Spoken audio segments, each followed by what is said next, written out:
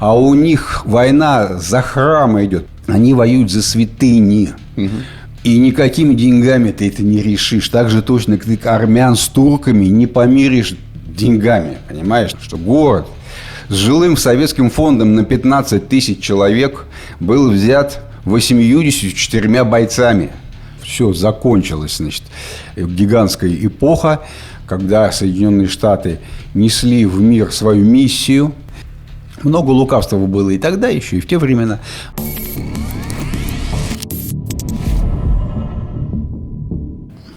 Всем привет, вы снова на канале Ширяев и Ширяев.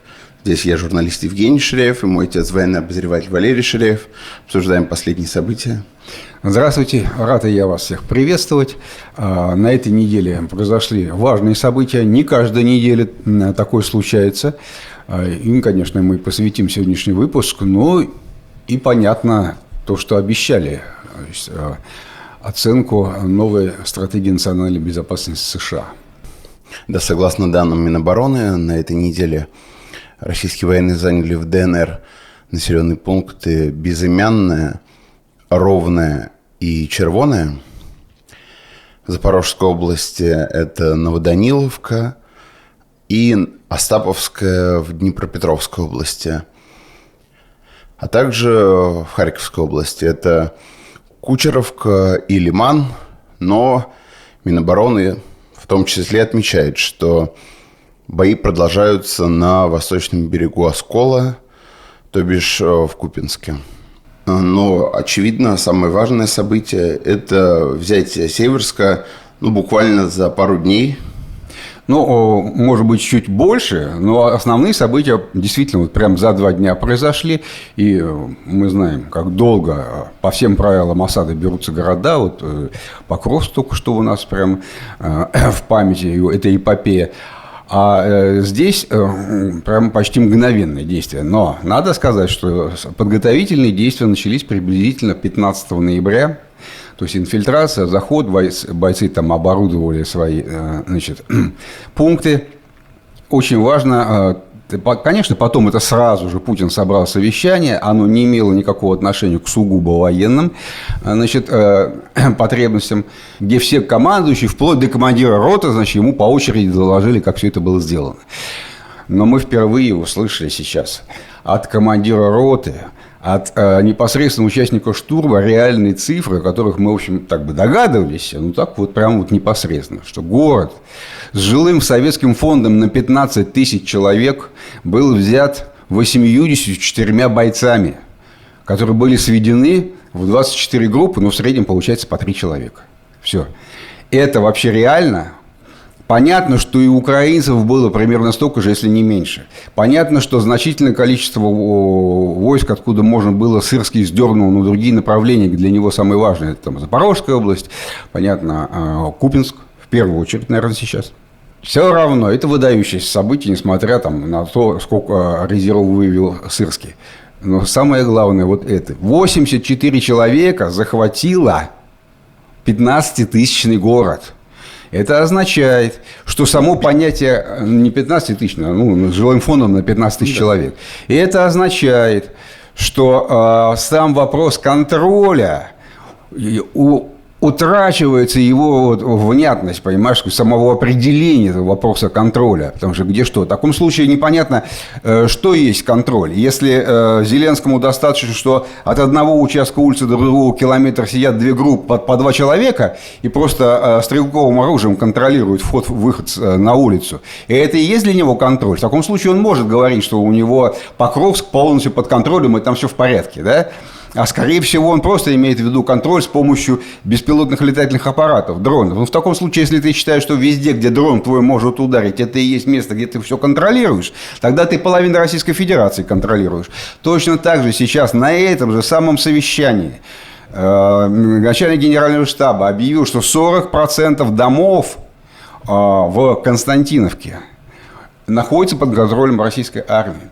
А в Константиновке, в отличие от Северска, да, 70 тысяч человек, понимаешь, жило, я имею в виду, жилфонд гигантский. Сколько там нужно людей, чтобы каждый дом контролировать? Понятно, что там ситуация примерно такая же.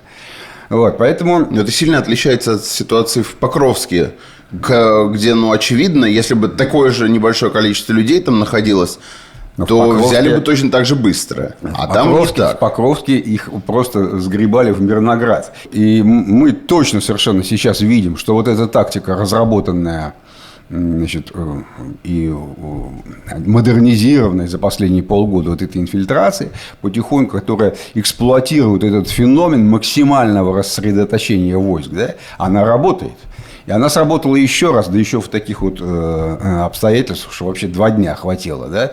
И мы зимой очень большой задел на городские бои сделан российской армией. Мы еще увидим неоднократно эту инфильтрацию, когда вдруг неожиданно, как вскипает бульон по всей кастрюле, сразу бойцы проявляются, и начинается то, что называется штурм. А на самом деле это даже и не совсем штурм.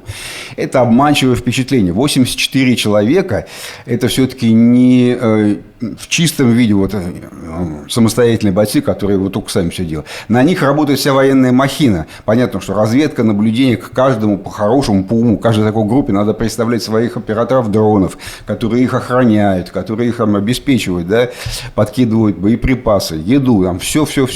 И тем не менее, 84 человека на 15-тысячный город, это прям вот впечатляет. Да. Это совершенно... Вот это главное, что я сейчас хотел сказать. И о том, что это будет повторяться. Несомненно. Ну и заканчивая про Северск, хочу сказать, что опять-таки мы видим, как командование прямо приступило к этому, вызывает всех отличившихся и лично благодарит в эфире на всю страну, так сказать, называет фамилии и так далее. Это все же новое новшество в части, так сказать, военной пропаганды, пиара и так далее. Ну, это реально влияет на бойцов, да. Ну, вот, наверное, это главное.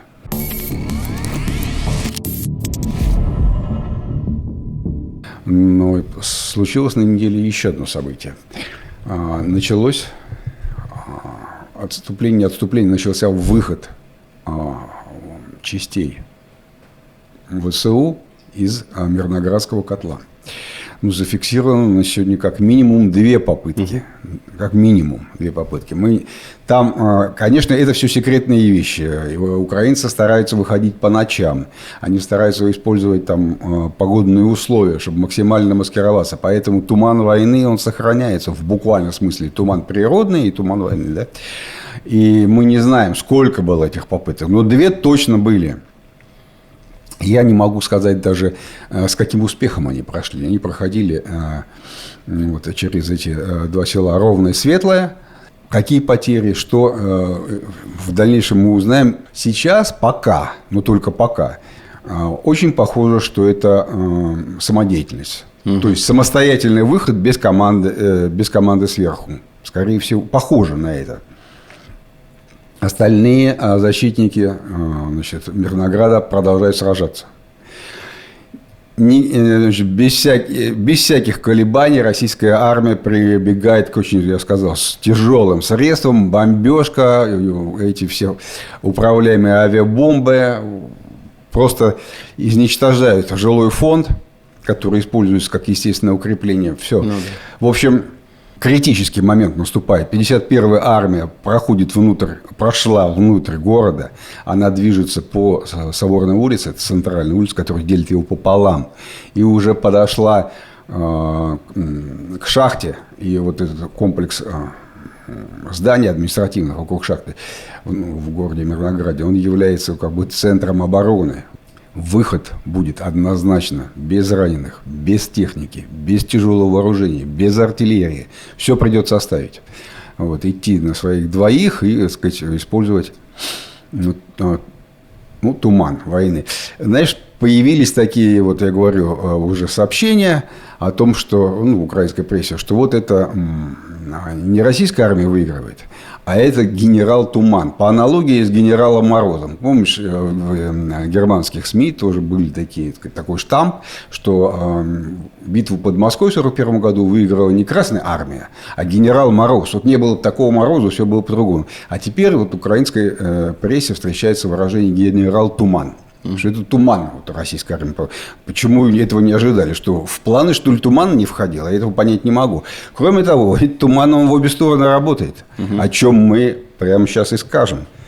Да, российская армия накапливается в городах, в жилом фонде, вот, такими небольшими группами инфильтруется, использует туман, видео показывают, что... Но ведь и украинская выходит из окружения-то. Ровно так же использует это природное явление. Как они будут проходить? Идут прямо через территорию, занятую вот российскими войсками. Внутри Мирноград уже рассечен на несколько частей. Надежды нет. Надо выходить своими силами. Как говорится, спасение утопающих – дело рук самих утопающих. Снаружи уже Сырский ничем им помочь не может.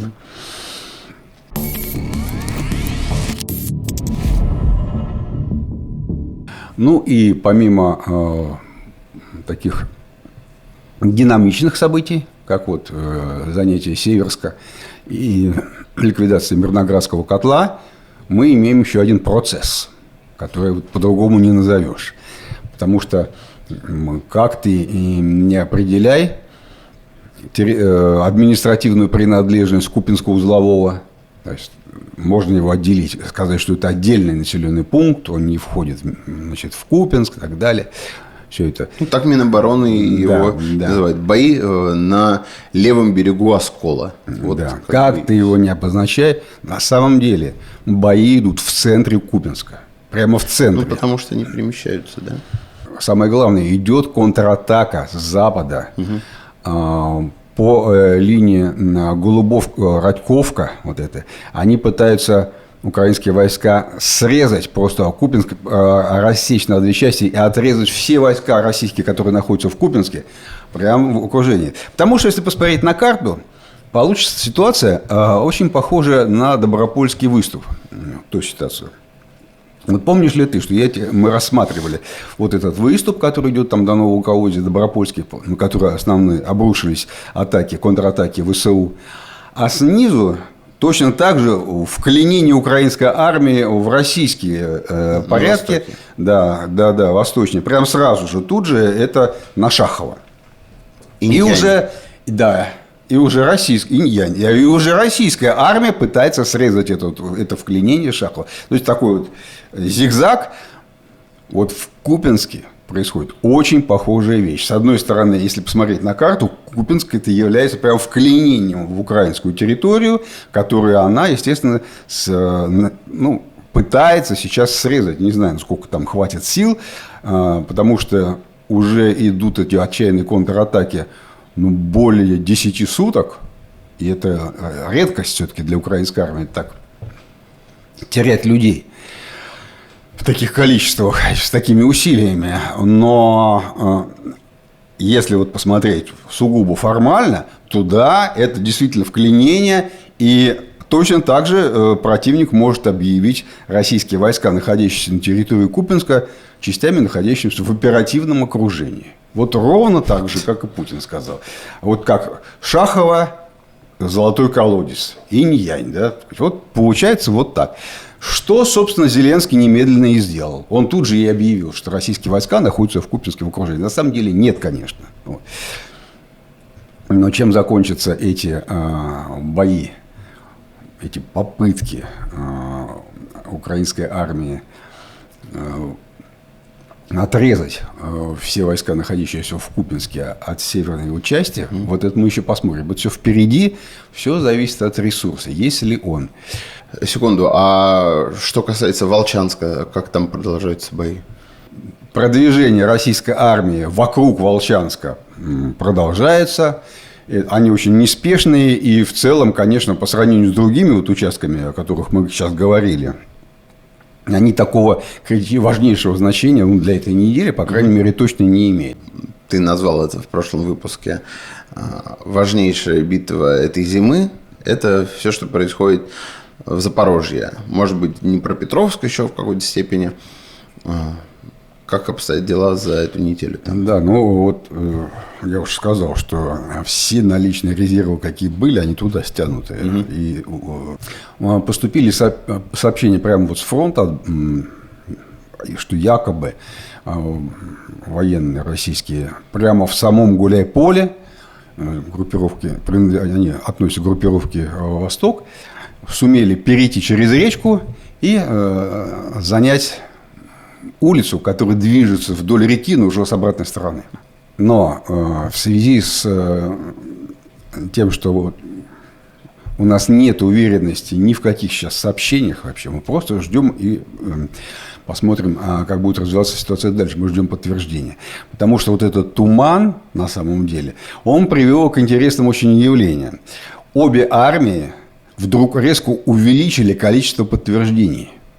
Ну, то есть, вот именно в видео с флагами. Бойцы приходят, разворачивают флаг где-то, значит, их снимают и так далее. Тут же севернее Гуляй-Поля есть населенный пункт Доброполье. И не путать вот с тем Добропольем, который возле Покровки. Это небольшой такой населенный пункт вдоль речки Гачур. Вот. И вот вроде бы как российская армия контролировала давным-давно уже этот населенный пункт.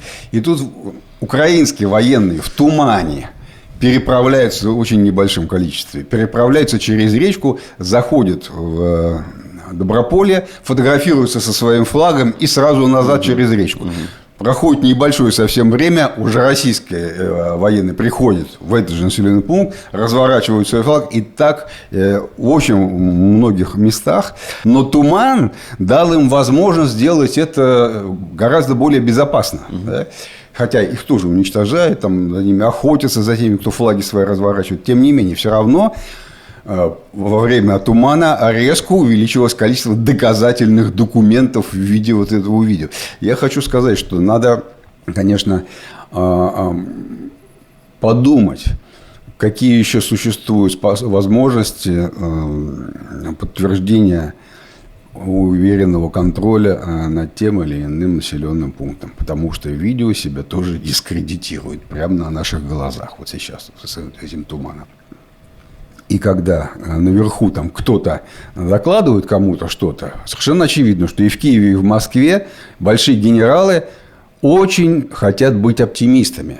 Очень хотят быть оптимистами. Отсюда все эти проблемы с докладами по Купянску, в котором до сих пор идут бои. Понимаешь? Прямо в центре города. Или прямо противоположный пример, когда Сырский и Зеленский объявляют прямо по телевизору, что Покровск находится под полным контролем украинской армии. Да уж какой там под полным контролем? Все давным-давно понятно, еще 2 месяца назад было. Все, они утверждают, что все остальное – это ложь. Да, все остальное. Вот это все откуда? Это от ложных докладов снизу.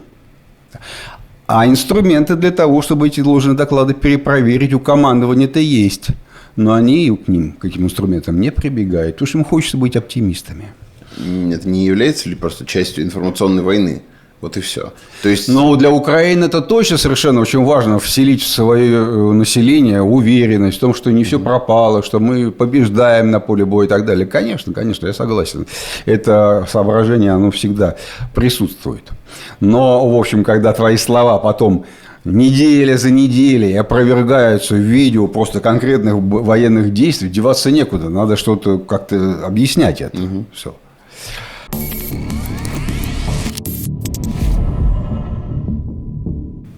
Как мы знаем, сейчас нет уже никакой договоренности, негласной даже договоренности о моратории на удары по энергосистемам и с российской, и с украинской стороны.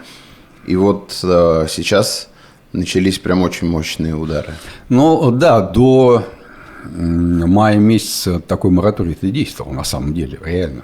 Без всяких подписанных документов, ничего, но он действовал. На этой неделе произошли очень важные события.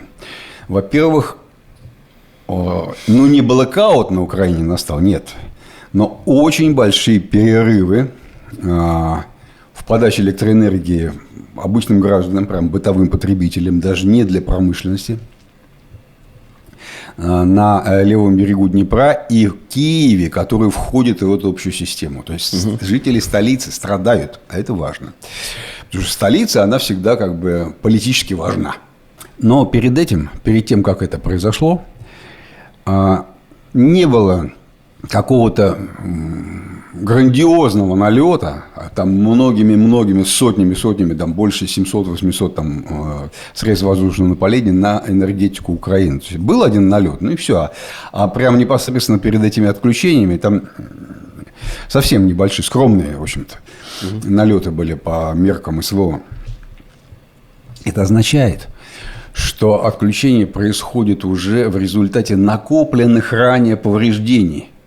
Они копились, то есть и вот система начинает разрушаться. Что происходит?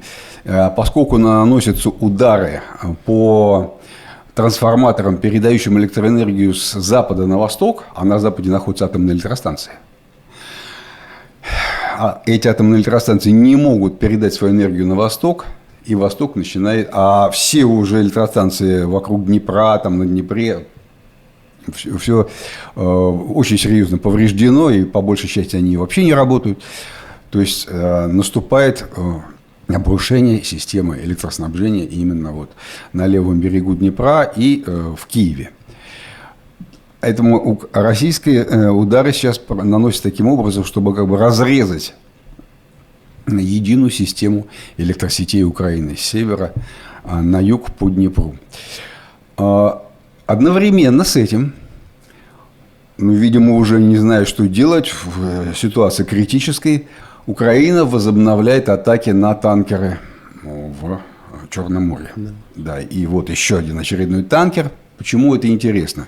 Потому что выступил ведь Эрдоган. Он сказал Зеленскому, значит, пальцем погрозил, это недопустимо в Черном море, вот так далее. Но действительно Турция чувствует себя хозяйкой Черноморских проливов, и она имеет право голоса вот в этой ситуации. Значит, Эрдогана послали на 3 буквы конкретно, потому что надо чем-то ответить России. И, в общем, рычагов-то немного. Вот это один из них. Да? То есть, опять продолжается атака на суда третьих стран в нейтральных водах. Вот так это и называем. Они там пишут, что это было в исключительной экономической зоне Украины. Исключительная экономическая зона любого государства, 200 километров от берега, не дает тебе никаких прав на атаки по нейтральным судам. Вообще какое-то. Это все нейтральные воды. Вот так. Международные воды, назовем по-научному. Очень интересно, ведь обрати внимание, сейчас выяснилось, что судьба Запорожской атомной электростанции, а мы сейчас про энергетику говорим, очень важна, и она входит прям отдельными пунктами вот в это перспективное соглашение, которое обсуждается, потому что электростанция не работает, а у Украины право вето. Потому что если они не дадут, просто бомбардировками, восстановить Каховскую ГЭС, не наполнится водохранилище, нельзя охлаждать реакторы Запорожской атомной электростанции, и она так и будет простаивать, она не будет работать. То есть Украина может запретить ее эксплуатацию, просто по факту, и все. Тогда вот возникают эти идеи, что они совместно строят вот эту плотину, восстанавливают, все, и американская компания будет делить энергию 50 туда процентов, 50% направо, 50% налево. Это все от того, что энергетическое значение для экономики Запорожской атомной электростанции грандиозное. Грандиозное. И это все вписывается в ту общую картину, которую мы сейчас увидели. И тогда Зеленский на этой неделе сделал важнейшее заявление. Он сказал, мы готовы к, как там у Маугли было, водяное перемирие, да? Вот. Но здесь не водяное, а электрическое перемирие. То есть заключить договор о том, что стороны не наносят удар по энергетике друг другу. Мы не бомбим ваши нефтеперерабатывающие заводы, а вы не бомбите наши электростанции и сетевое хозяйство. Чем ответит Путин? Не знаю, но Песков сказал, мы работаем над глобальным договором о мире, вообще долгосрочным, долгом и так далее, а не над текущими какими-то проблемами и вопросами. То есть понятно совершенно, что Зеленскому, видимо, ответили, что нет, мы не То есть готовы. ситуация изменилась по сравнению с тем, что было даже полгода назад? Летом ему предлагали Зеленскому такой мораторий, он отказался. Вот, а теперь пришла, как в басне Стрекоза Амброя, пришло время зима, и вот он бросился договариваться. Я думаю, теперь уже у Путина нет особого интереса договариваться. Вот такая для людей трагическая ситуация, потому что, конечно, холодная зима впереди еще. Все-таки пока еще только декабрь.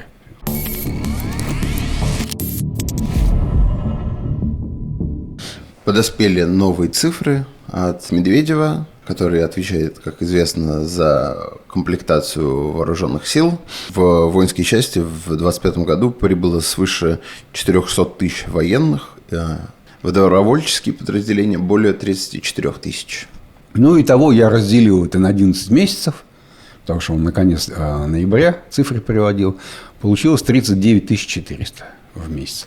Почти 40 тысяч. В общем, никаких разговоров пока о мобилизации, о второй волне мобилизации нет.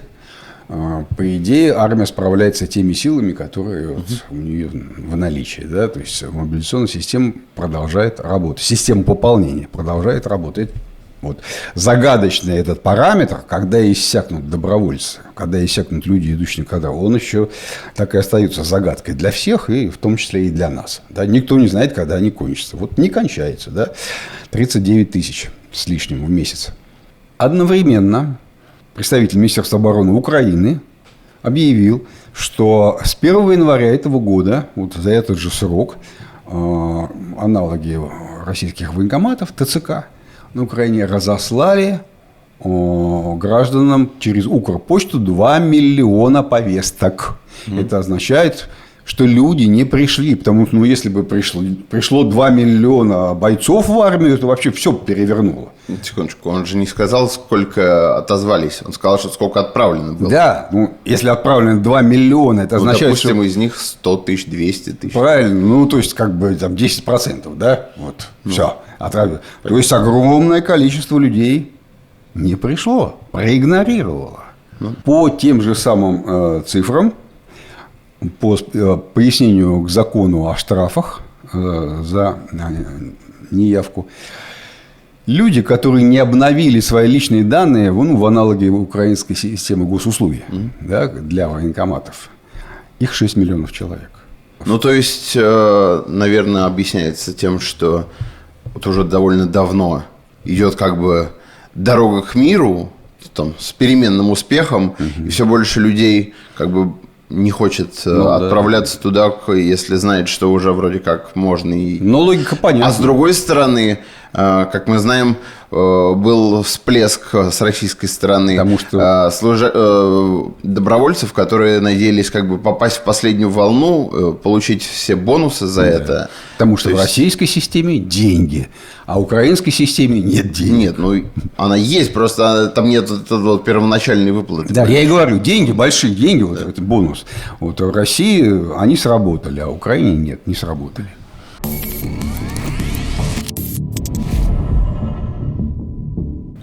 Только недавно мы говорили про ланцеты и то, какую популярность они возымели на Дубаевском авиасалоне.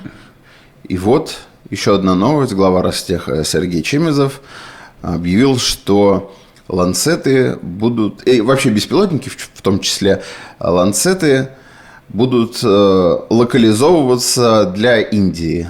Да, там на месте. Потому что уже реноме этого оружия, очень высокое.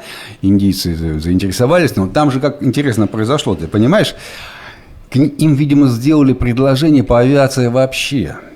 А сейчас крупная мировая держава, если она хочет такой называться, обязательно должна иметь у себя свое собственное какое-то топовое направление промышленности, развития. Почти всегда это авиация.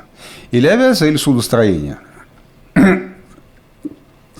У Индии есть своя авиастроительная отрасль, но она такая не шибко развита. Они пытаются строить свой собственный самолет, у них не очень-то это получается. Они его постоянно переделывают, этот проект.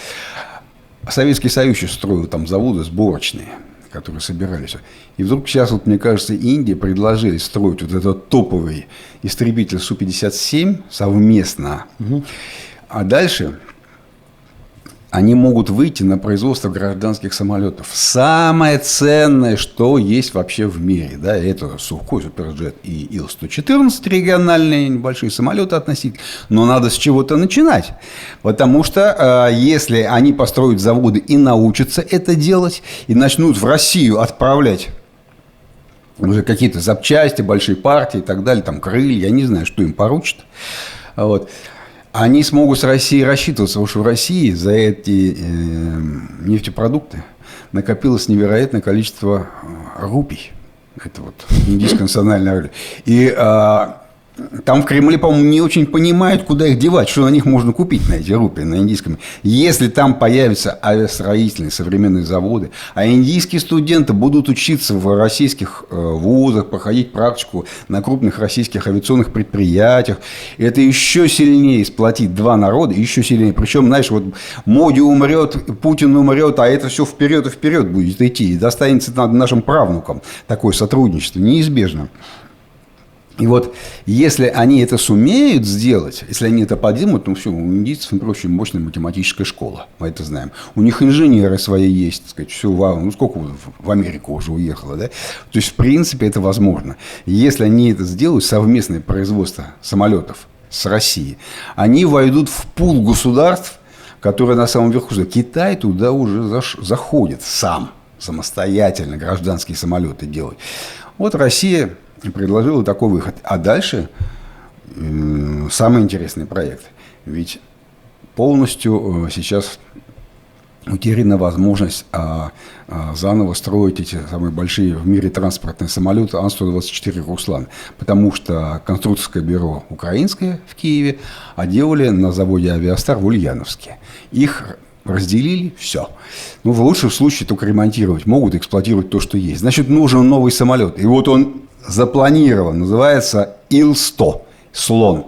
Он будет по задумке, по замыслу, еще более грузоподъемный, чем «Руслан». И это будут российско-индийский самолет по идее Чемизова, по крайней мере. Двигатель для этого самолета в России адекватный, который можно использовать в России сейчас уже на выходе. Скоро он будет готов. Он сейчас там проходит тестирование. В общем, в принципе, вот если на малых самолетах они научатся сотрудничать, и все получится, и все будет выгодно, то вот этот вот гигант, который в конце цепочки этой будет стоять, он, конечно, свяжет два народа очень мощно, и это будет прям вот очень сильное достижение. Ну, посмотрим, как все это закончится. Ну да, вначале Lancet.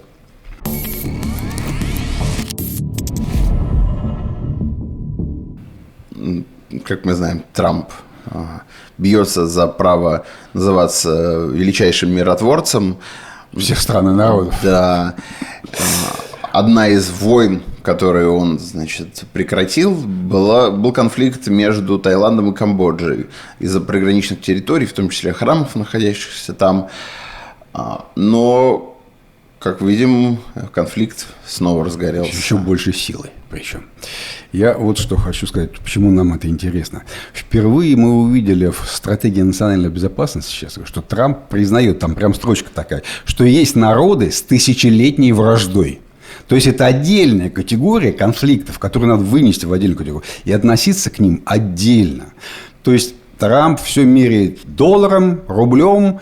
Я тебя накажу, ты будешь вести себя вот так, как мне надо, и так далее, а я тебя поощрю, ты, значит, по-другому будешь себя вести, и вот деньгами я это все разрулю. И есть народы, которых никакими деньгами ты ничего не разрулишь. Вот, пожалуйста, ты попробовал помирить эти два народа, там, Камбоджу и Таиланд, да? А у них война за храмы идет. Они воюют за святыни. Вот. И, причем старые такие индуистские святыни. И никакими деньгами ты это не решишь. Так же точно, как ты армян с турками не помиришь деньгами. Понимаешь? Так же точно, как и конфликт между украинскими националистами и русскими националистами. Это сражение не за землю, не за заводы, шахты и так далее. Это гораздо больше всего упирается в психологию национальную и так далее. И вот Трамп это признал сейчас в своей стратегии национальной безопасности. Да, есть народы с тысячелетней враждой.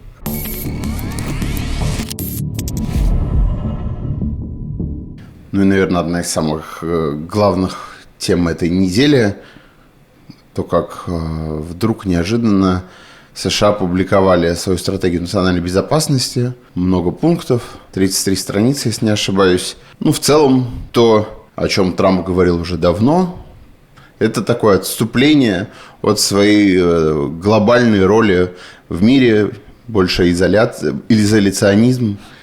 Конечно, сразу надо объяснить нашим зрителям всем, что это документ не про Россию и Украину вовсе. Конечно. Это глобальный документ о Соединенных Штатах, о себе любимых, кто они такие в мире, как они себя видят. И, так сказать, там про Россию мы найдем, но и обязательно поговорим, отдельно, небольшим кусочком. Я это называю, для меня, это план стратегического отступления. Прямо самый настоящий план стратегического отступления и стратегической обороны Соединенных Штатов. Все закончилось, значит, гигантская эпоха, когда Соединенные Штаты несли в мир свою миссию, преобразовывали государство, по крайней мере, поддерживали те преобразования, которые им оказались, так сказать, правильными, внедрение, так сказать, либеральной модели, рыночной экономики, выборы, свободная пресса и так далее по всему миру. Много лукавства было и тогда еще, и в те времена, но тем не менее эта концепция национальной безопасности никогда не менялась на протяжении десятилетий после Второй мировой войны. Каждый раз, когда приходила новая администрация, я читал новую концепцию национальной безопасности. Каждая новая администрация немножко под себя ее подкручивала, то есть вносили изменения несущественные. Так сказать, была очень серьезная преемственность железобетонная во внешней политике у всех и демократических администраций, и республиканских. Впервые сейчас прошла полная смена. Там текст нельзя узнать. Просто на смену традиционным тем текстам старым пришло что-то нечто совершенно другое, полностью переписанное. Главная идея, мы видели отголоски этих идей, воззрений в устных высказываниях того же Пита Хексета, который там раскритиковал недавно публично предыдущей администрации, так сказать, сказал, что больше не будет никакого идеализма, да здравствует реализм и так далее. И мы видим изменения в отношениях к российско-украинскому конфликту, в воззрениях Трампа. И вовсе эти и пункты о том, что с Россией надо восстанавливать отношения, которые заложены в эти 28 пунктов гипотетического соглашения, которые там Ушаков вместе с Дмитриевым готовили. Которые уже сократились. Которые сократились, да. И это никакая не диверсия была там Дмитриева, который там тайно что-то проталкивал. Нет, это прямо реально отражало взгляды самого Трампа. То есть, видимо, это мое, я так трактую этот процесс, видимо, разница между возможностями индустриальными, финансовыми Соединенных Штатов и задачами, которые были заложены в национальную стратегию национальной безопасности раньше, пришли в такое противоречие, что, в общем, гирька до полу дошла. То есть, это стратегическое отступление с целью перегруппироваться на самых важных участках. Китай. Да, конечно, конечно. Они увидели главного конкурента. Что бы я там ни прочитал в этой концепции национальной безопасности, где бы я там, в какой бы пункт ни влез, начинаешь внимательно смотреть, везде про Китай. Даже если они вслух его не называют, нет, есть места, где прям Китай и все, вот он главный враг. Но даже если они вслух не называют, они пишут враждебные государства. Начинаешь смотреть, кто такие враждебные государства? Китай, опять-таки. Теперь надо два слова сказать, конечно, о языке этого документа. То есть, раньше это была такая бюрократический такой язык, который всегда надо было сквозь него продираться. Он, так сказать, грешил таким концептуализмом.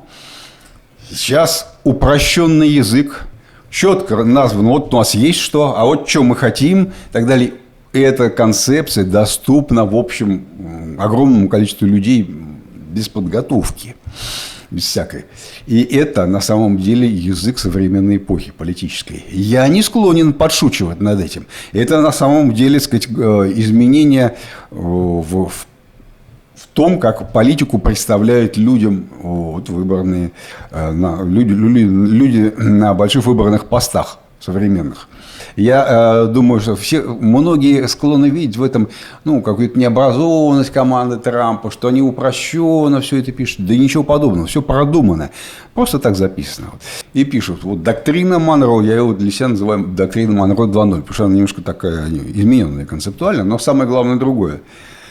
Они прям перечисляют, что они имеют, что они хотят. И сказано, что никто никуда не имеет права вмешиваться. Да мы всегда здесь десятилетия были хозяевами. Это вообще наш дом, мы здесь решаем все. И там интересно очень посмотреть, какие процессы они хотят регулировать. Да, процессы, которые прямиком завязаны на внутреннюю политику государств в западном полушарии. Вся Латинская Америка практически. Да? И дальше они констатируют, что вообще-то враждебные государства проникли. Пока мы занимались какими-то проблемами Европы, глобальная повестка зеленой, так далее, выяснилось, что к нам, в наш дом проник враг, не враг, а враждебное государство, смотришь, понятно, Китай.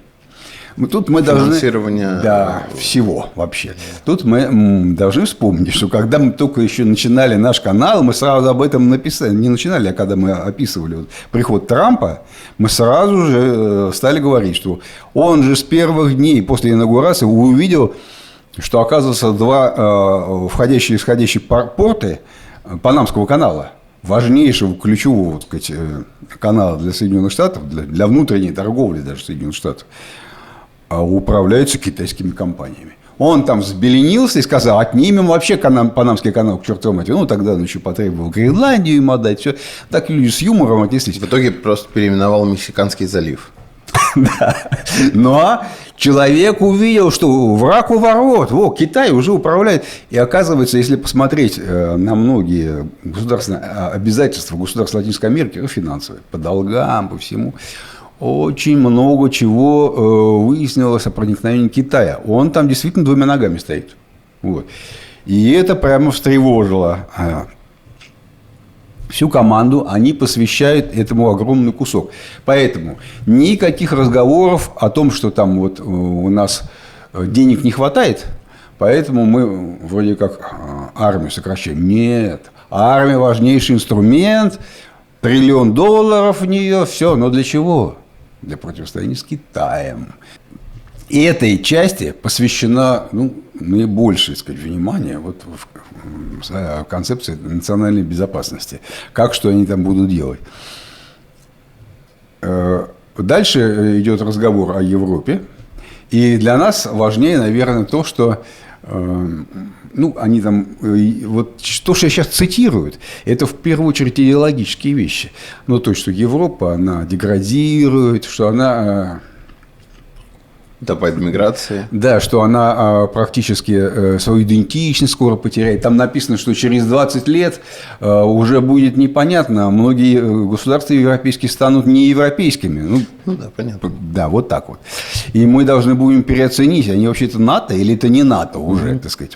Все понятно. Ты знаешь, и ведь они по отношению к самим себе то же самое говорят, что... Эпоха бесконечной миграции закончилась. То есть Соединенные Штаты, страна, построенная иммигрантами, полностью прекращает иммиграцию такую, как раньше была, свободная, въезд по льготным всевозможным правилам. Нет, жесткий контроль, граница названа условием выживания Американской Республики. Контроль границы выживания Американской Республики. Знаешь, я помню такой случай в истории. Это назывался Советский Союз. 62 километра оборудованной границы, мальчики в зеленых фуражках, с левой стороны собака, которая выше этого мальчика еще настолько сама, 80 килограмм, и самые большие войска пограничные в мире. Так была оборудована граница Советского Союза. В принципе, если Соединенные Штаты решатся на расходы, они могут это повторить. Очень интересно.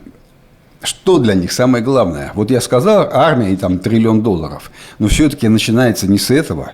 И главный инструмент это свой они не в этом видят. Доллар как резервная валюта. Самая инновационная экономика мира. потенция, кстати, опять вернуться к промышленной экономике, да, экономике промышленности, поскольку промышленные предприятия в значительной степени перекочевали в слаборазвитые страны и сделали эти слаборазвитые страны сильно развитыми уже сейчас. Вот это все и есть самое главное экономика. Вот это их фундамент, на котором они стоят, вовсе не армия. Вовсе не армия. И укреплять вот это все самое главное, что есть в концепции национальной безопасности. Поэтому, если уж экономить, то, значит, надо отказаться от навязывания каких-либо моделей во внешний мир. То есть, и там так написано, что саудовская, монархии зарубежные, понятно, что они имеют в виду арабские монархии, да, нельзя их преобразовывать, надо уже жить, как живем с ними и так далее. Не важно, что там нет ни парламента, ни свободной прессы, ничего там нет вообще никаких.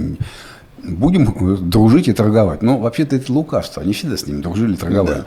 Но теперь это переносится на всех. И России теперь тоже не надо навязывать никаких моделей, требовать от нее там чего-то. Вот торгуй с ней, и все будет хорошо.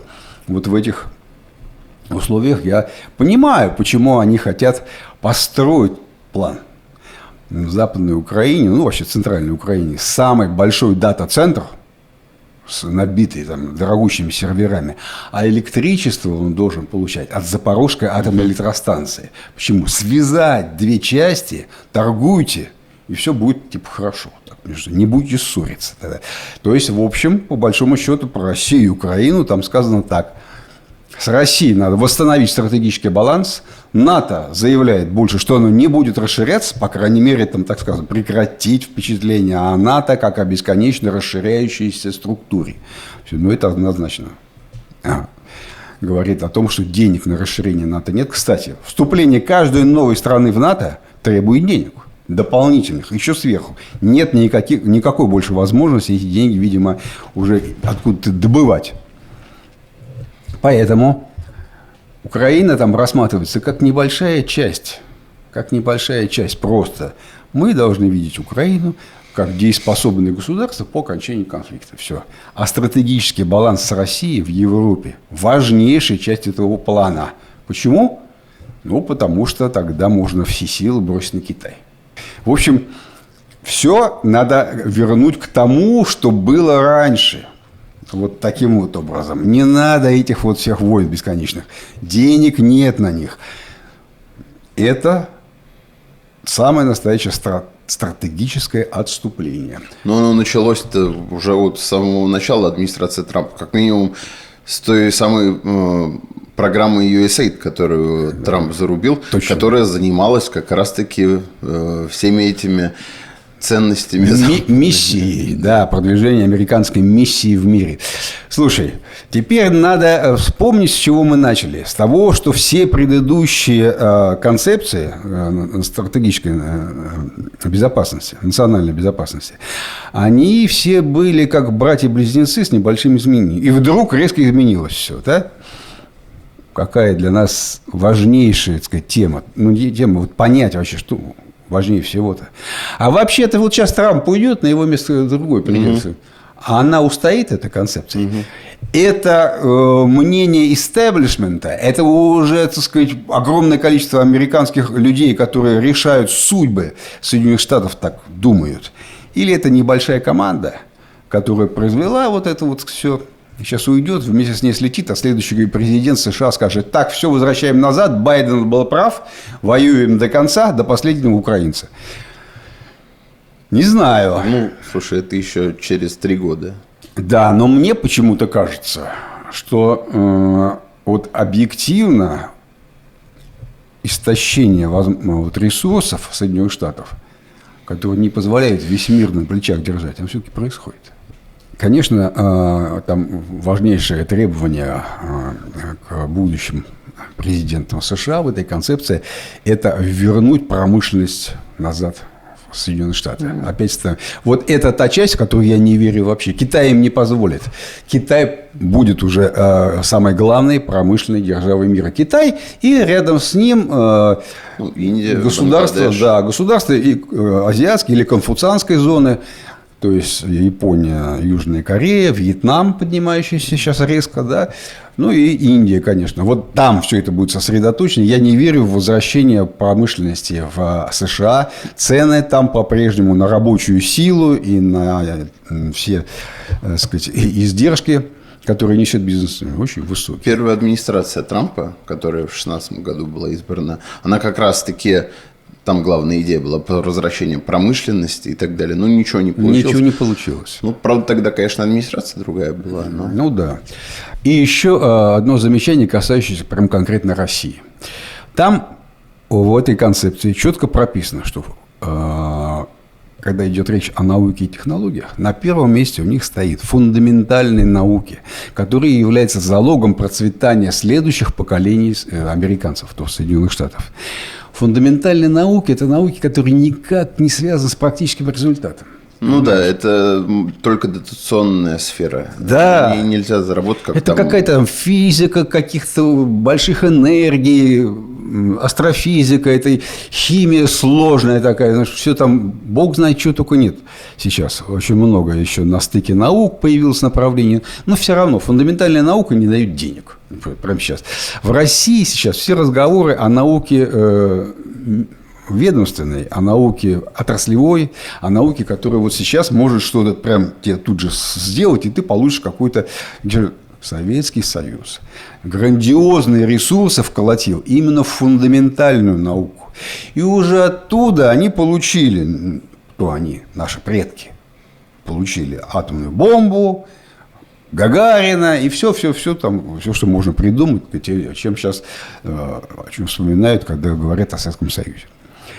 Вот у Трампа это написано прямо на первом месте. Именно фундаментальная наука. А в России у нас, есть академик Ковальчук, есть, который популяризует науку, что там о нем рассказывает. Но в общем о фундаментальной науке у нас ничего. Все, что сказано в концепции национальной безопасности США, это очень в пользу тех взглядов, которые высказывает постоянно Путин. О том, что не надо никуда вмешиваться, вот торгуем и все. Что миссия, идеология за рубежом, она, значит, приводит вот к таким конфликтам, как между Россией и Украиной. Потому что между Россией и Украиной идеологический конфликт, как между кхмерами и тайцами. Вот. Поэтому я думаю, что важнейшим выводом из всей этой истории является, мы не знаем, она навечная или она только на 3 года, но тем не менее важнейшим выводом является, что вообще-то говоря, это поворот в пользу политики Кремля. Многополярного мира. Многополярного мира, точно.